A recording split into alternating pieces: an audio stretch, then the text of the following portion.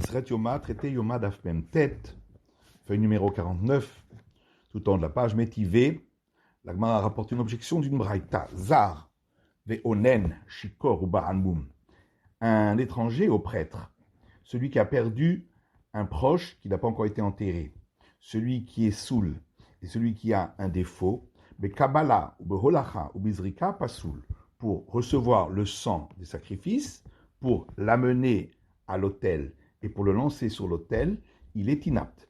Vechen Yoshev, de même celui qui est assis, Vechen Semol, de même celui qui utilise sa main gauche pour cela, Pasoul, c'est inapte. Tufta, c'est donc une objection contre Rav Shechet qui avait dit qu'on a le droit d'utiliser la main gauche pour amener le sang à l'autel. Rav Shechet ou de Udva, mais comment ça se fait? Rav Shechet lui-même, il a rapporté cette braïta. Comment ne la connaissait-il pas? Damale Rav Shechet la amoré de Rav Chizda, puisque Rav Shechet a dit au porte-voix de Rav Chizda, Rav Chizda, demande à Rav Chizda, Holacha Bezar Mahu, qu'est-ce qu'il en est d'amener le sang à l'autel par un étranger au prêtre? Amalek Shera, il a dit c'est valable. Ou Mikram Esayaini, j'ai un verset à l'appui.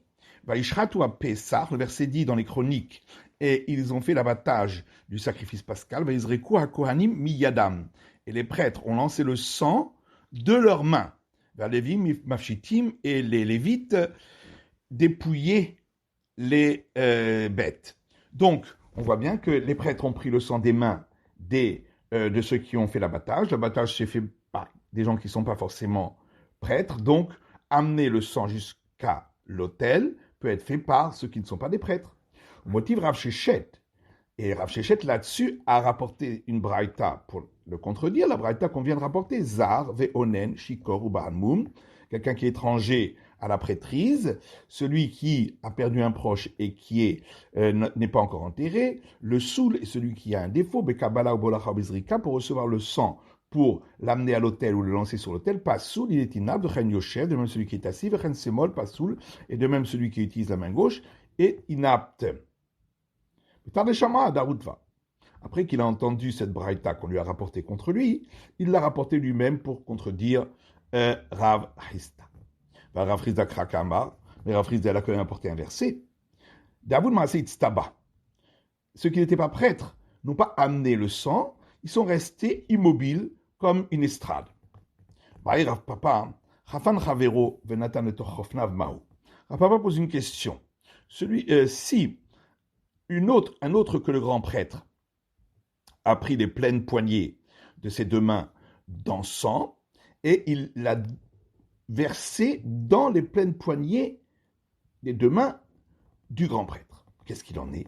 Mais l'Ochofnav Bainan, est-ce qu'on a besoin simplement qu'il y ait la mesure donc, de ce qui est entre ces deux poignées de ces deux mains verika, ce qui est le cas, Odima Velakar Vevi Bainan, ou peut-être non, parce que c'est écrit et il prendra et il amènera. Donc il faut qu'il prenne lui-même avec ces deux poignées de ses deux mains et pas qu'on lui verse. Et ce n'est pas le cas ici. Tekou, on reste sur la question. Rabbi Yoshua ben Levi a posé la question suivante. Hafan ou Met, s'il a pris les poignées de ses deux mains d'encens, il a déversé ensuite dans la coupe et ensuite il est mort. Est-ce qu'un autre peut prendre sa place en prenant cet encens-là et qui a été mis dans les poignées des deux mains du premier et entrer ainsi dans le Saint des Saints, ou bien il doit reprendre lui-même une autre fois les poignées des deux mains. Amar Rabbi Chanina Bouré chez l'Atarishonim. Rabbi Chanina dit, regarde la question que nous avons posée, et donc une question qui a été posée par ceux qui nous ont précédés. Les mêmes de Rabbi Yoshua ben Levi Kashish, ce qui veut donc dire que Rabbi Yoshua ben Levi était plus âgé que Rabbi Chanina, Amar Rabbi Yoshua ben Levi. Pourtant, Rabbi Yoshua ben Levi a dit, Lihiti Rabbi Chanina lishtot shechlaim beshabbat. À moi, Rabbi Chanina m'a autorisé de boire du jus de cresson le Shabbat. Lishtot, pshita, boire, c'est évident, pourquoi pas, ditnan, c'est marqué dans une Mishnah, kola ochalin, ochel adam lirfoua. Tout ce qui est aliment comestible, un homme peut manger le Shabbat, même si c'est pour un remède. Le Chon Amashkim, de même pour tous les boissons chauffées, il peut le boire, même pour un remède. Elle a dit Shrok velishtot shechlaim beshabbat. Mais il voulait dire qu'il m'a autorisé d'écraser du cresson et de boire le jus le Shabbat. Chidami, comment est-ce possible? Idika sakanta mishrashari. Effectivement, s'il y avait un danger de mort, alors, effectivement, c'est autorisé. Mais idika sakanta, et s'il n'y avait pas de danger de mort, misarasir, alors c'est interdit d'écraser le Shabbat. Le Olam dika sakanta. On parle en vérité qu'il y avait effectivement un danger de mort. Varikami bayale, et voilà quelle était la question. Mimasia denichul alayu shabbata. Est-ce que ce jus-là est véritablement un remède? Et dans ce cas-là, on a le droit de profaner avec cela le Shabbat. Ou l'omasia. Ou bien, on va dire qu'il ne guérit pas. On n'a pas le droit de profaner pour cela le Shabbat. Rabbi Hanina. Pourquoi il a demandé à Rabbi Hanina? C'est une question médicale. Parce que lui était connaisseur dans les remèdes. D'abord, Rabbi Hanina, comme une fois Rabbi Hanina a dit, mais un homme ne m'a jamais posé une question concernant un remède pour celui qui a reçu une ruade d'une mule blanche et qu'il en soit ressorti vivant. Pourtant, on voit que il y en a qui survivent. Emma vechayat. On n'a jamais vu que cette plaie a guéri. Mais on a bien vu que ça a guéri. Mais on parle ici de mules rousses dont l'extrémité des pattes est blanche. Et là, leur ruade ne guérit pas. Mais comme je parle des Rabbi Hanina Kashish. En tout cas, on voit d'ici que Rabbi Hanina était plus âgé que Rabbi Yoshua ben Levi puisqu'il l'a appelé Rabbi Hanina, maître Hanina. Il ne l'a pas appelé Hanina. Et là, Rikama, en vérité, voilà ce que Rabbi Hanina avait dit. Chez la Tankish et là chez le Rishonim. La question que ils ont posée et la question de ceux qui les ont précédés, c'est-à-dire moi-même. Rabbi Hanina, est-ce que Rabbi Hanina a dit une chose pareille? Rabbi Hanina bepar velo bedamo shel par. De toute façon, Rabbi Hanina a dit que le grand prêtre doit venir avec un taureau vivant pour le sacrifice, et puisque c'est marqué un taureau vivant, ça exclut qu'il ne peut pas venir simplement avec le sang du taureau. Or, si maintenant un nouveau grand prêtre vient pour remplacer celui qui est mort, à ce moment-là, le taureau n'est plus là, il ne reste plus que le sang du taureau. Alors, il faut donc refaire à nouveau l'abattage rituel d'un taureau. Et Rabbi Hanina a dit que l'encens qui aurait été mis dans les poignets des deux mains du grand prêtre avant qu'on ait fait l'abattage du taureau n'est pas valable. Donc de toute façon, à cause de ça, il doit reprendre tout depuis le début, depuis l'abattage du taureau, et donc effectivement, il doit reprendre à nouveau prendre les poignets de ses deux mains. Donc pourquoi il a posé la question? Rikama, en vérité, la question est la suivante. Midekami Bayale, puisque Rabbi Yoshua ben Levi s'est posé la question. C'est donc que lui pense que quand c'est écrit que le grand prêtre viendra avec un taureau, c'est même avec le sang du taureau. D'après son opinion, effectivement, la question qu'il a posée est une question qui a déjà été posée par d'autres précédemment. Qu'est-ce qu'il en est en fin de compte? Papa dit,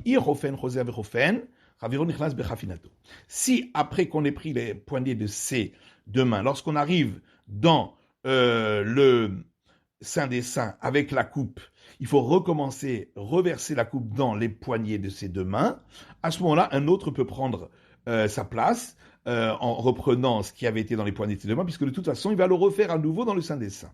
Et donc, il refera à nouveau prendre dans les poignées de ses deux mains.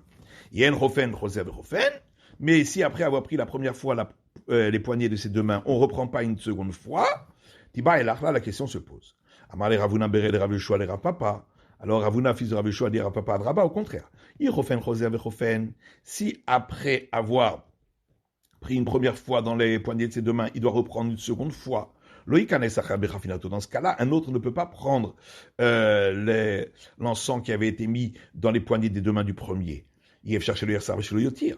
Parce que c'est impossible que, quand il reprendra une deuxième fois, il n'y ait pas un peu plus ou un peu moins, puisqu'il n'a pas exactement les mêmes mains. Vienne Rofen, et si, après qu'il a pris une première fois dans les poignées de ses deux mains, il n'a pas besoin de reprendre, là, dans ce cas-là, la question se pose.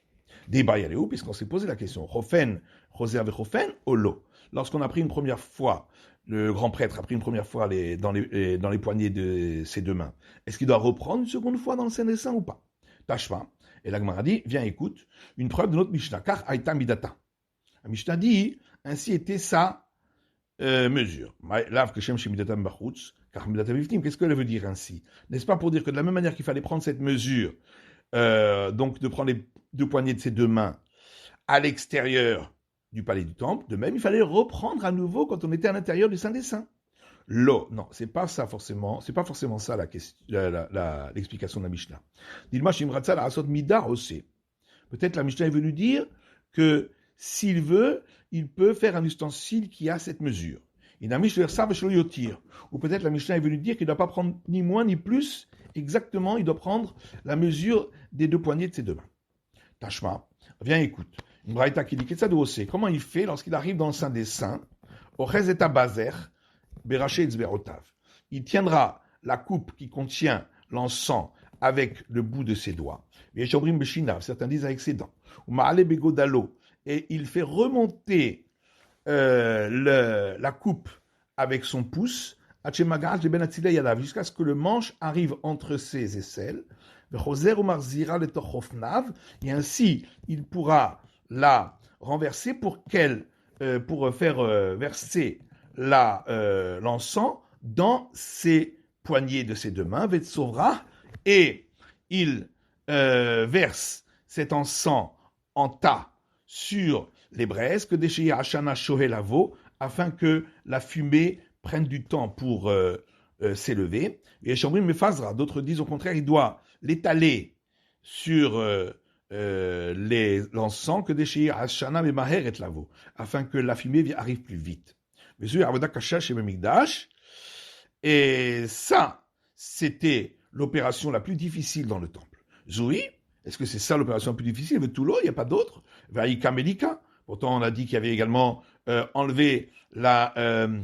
tranché la nuque de l'oisillon. Vaïka Kmitsa. Il y a également prendre la petite poignée de l'oblation. Et la Zoui, Avodat Kasha, mais Avodat Kashot Shebemidash. Mais on a voulu dire que ça fait partie des opérations les plus compliquées du temple. En tout cas, on a une preuve d'ici, qu'après qu'il avait pris une première fois les poignets de ses deux mains, il reprendra une seconde fois dans le Saint des Saints, donc on a bien une confirmation. On s'est posé la question, Shahatoumet, si après que le grand prêtre ait fait l'abattage de son taureau, il est mort, est-ce qu'un autre grand prêtre peut venir et utiliser le sang de ce taureau pour l'asperger? Est-ce qu'on dit, quand la Torah a dit qu'il doit venir avec le taureau, c'est même avec le sang du taureau, ça suffit? On dit, ou bien quand on a dit avec le taureau, il faut qu'il soit vivant, pas avec le sang du taureau. Donc le second grand prêtre, doit faire l'abattage d'un autre taureau. Rabbi Channa Omer, Rabbi Channa dit, c'est écrit avec le taureau, pas avec le sang du taureau. Resh Lakish